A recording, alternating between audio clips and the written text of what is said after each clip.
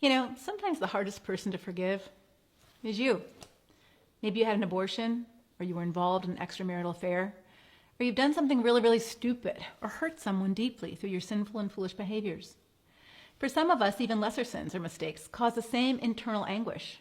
We're endlessly tormented with the thought, I should have known better. What's wrong with me? I can't believe I did that.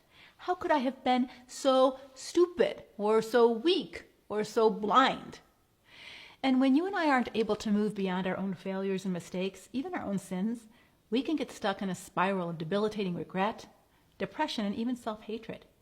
Yes, we know or hear God forgives us, but the problem is we just can't forgive ourselves. We may be told something like, well, if God of the universe was willing to come to earth and become human and sacrifice himself to forgive your sins, who are you not to forgive others or your own self? And yet that theological truth can be difficult, if not impossible, to put into practice when you're smack in the middle of ruminating over your stupid mistakes, your missed opportunities, or even your grievous sin.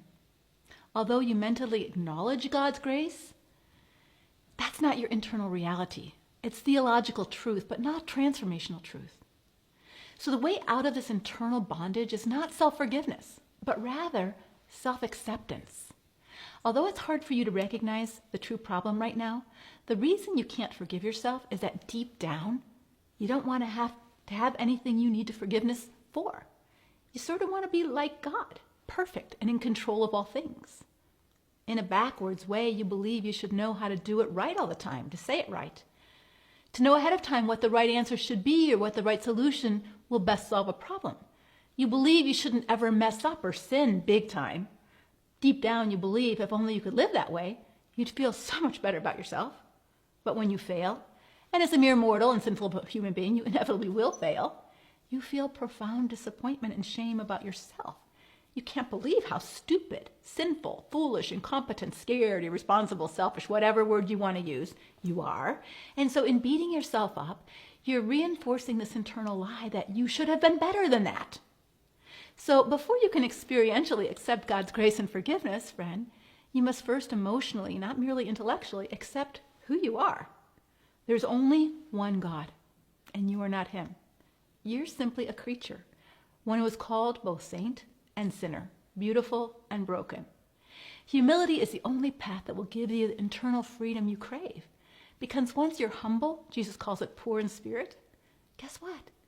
You're in a position to emotionally accept who you are. You're a fallible, imperfect, sinful creature who doesn't know it all. You're no longer so shocked or shamed or disappointed when you see your darker, sinful, weaker side. Friend, it's not your sins and failures that cause your greatest emotional pain.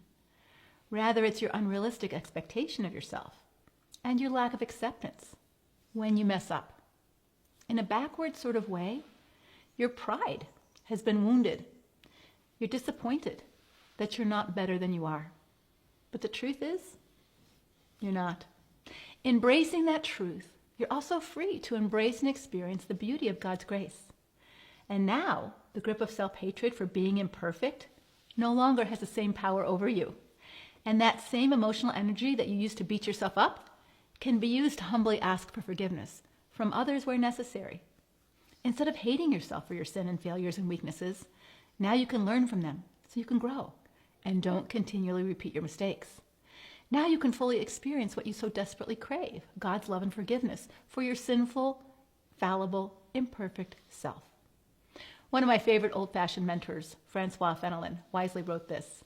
He said, go forward always with confidence, without letting yourself be touched by the grief of a sensitive bride, which can't bear to see itself imperfect.